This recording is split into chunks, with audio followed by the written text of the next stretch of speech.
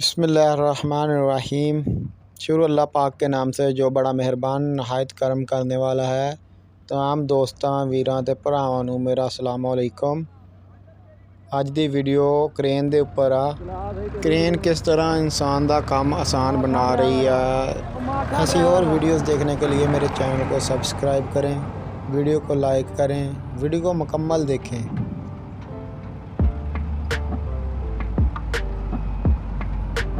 Crane दी इन्नी speed आ भी ये 6 ट्रैक्टर ट्रालियां ने ते ये कल्ली क्रेन है एक ਜਿਹੜੇ ਇਹਨਾਂ ਦੇ ਵਿੱਚ ਮਿੱਟੀ ਭਰ ਰਹੀ ਆ। ਟਰੈਕਟਰ ਟਰਾਲੀਆਂ ਲੈ ਕੇ ਜਾ ਰਹੇ ਹਾਂ, ਮਿੱਟੀ ਥੋੜੀ ਕੁ ਦੂਰ ਲੈ ਕੇ ਜਾਂਦੇ ਆ, ਜਿਹਦੀ ਵਜ੍ਹਾ ਤੋਂ ਨਾ ਕ੍ਰੇਨ ਵਾਲਾ ਡਰਾਈਵਰ ਥੋੜਾ ਆਸਾਨੀ ਨਾਲ ਇਹਨਾਂ ਨੂੰ ਫਿਲ ਕਰ ਰਿਹਾ ਵਾ। ਸਾਰੇ ਟਰੈਕਟਰ ਤਕਰੀਬਨ ਫੋਰਡ ਆ, ਕੋਈ 4000 ਆ, ਕੋਈ 3600 ਆ। ਪੁਰਾਣੇ ਮਾਡਲ ਆ ਸਾਰੇ ਹੀ, ਨਵਾਂ ਇਹਨਾਂ 'ਚ ਕੋਈ ਨਹੀਂ ਹੈਗਾ।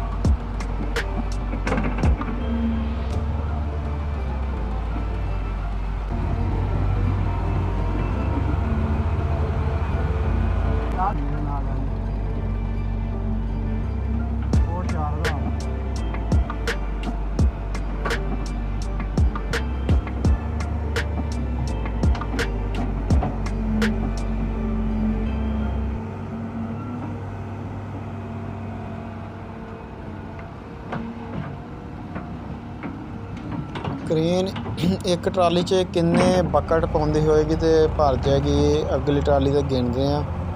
मेरे हिसाब नाल तकरीबन 6 ਤੋਂ 7 पैंदे होणगे। चलो गिन लैंदे आ।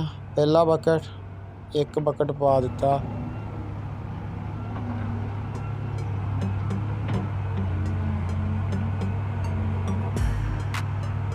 ਇਹ दूसरा बकट पाउन दई आ।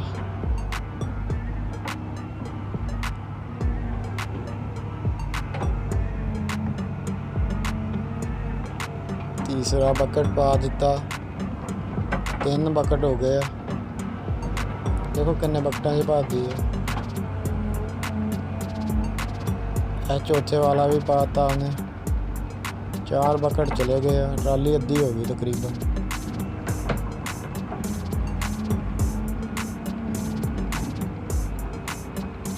अब 5 बकेट चले गए।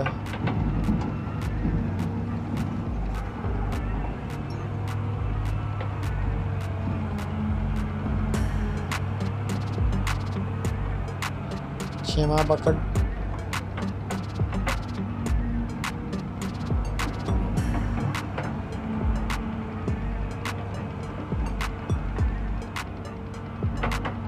7ਵਾਂ ਬਕਟ। ਲਓ ਜੀ 7 ਬਕਟ ਦੇ ਵਿੱਚ ਇਹਨੇ ਟਰਾਲੀ ਨੂੰ ਆ ਉੱਤੋਂ ਤੱਕ ਫੁੱਲ ਕਰ ਦਿੱਤਾ ਵਾ। ਦੇਖ ਲਓ ਤੁਹਾਡੇ ਸਾਹਮਣੇ ਟਰੈਕਟਰ ਲੈ ਕੇ ਜਾ ਰਿਹਾ। 7 ਬਕਟ ਦੇ ਵਿੱਚ ਟਰਾਲੀ ਫੁੱਲ ਕਰ ਦਿੱਤੀ ਹੈ। 7 ਟੱਪ ਪਾਏ ਨੇ ਕ੍ਰੇਨ ਨੇ ਆਪਣੇ।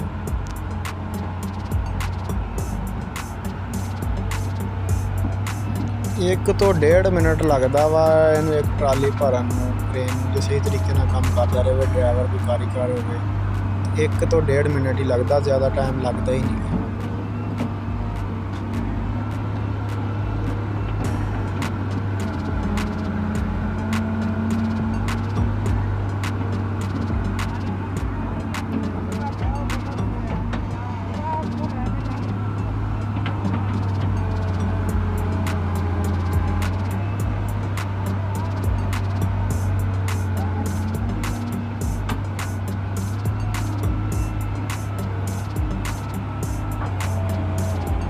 दोस्तों जिन लोगों ने मेरे चैनल को सब्सक्राइब नहीं किया, सब्सक्राइब कर लें और हाँ बेल आइकन को प्रेस कर दें ताकि मेरी आने वाली वीडियो जल्दी से जल्दी और आसानी से आप तक पहुंच सकें। वीडियो को लाइक ज़रूर करना और दोस्तों में शेयर करो। तो मिलते हैं किसी और ऐसी ही एक इन्फॉर्मेटिव वीडियो में, तब तक के लिए अल्लाह हाफिज़।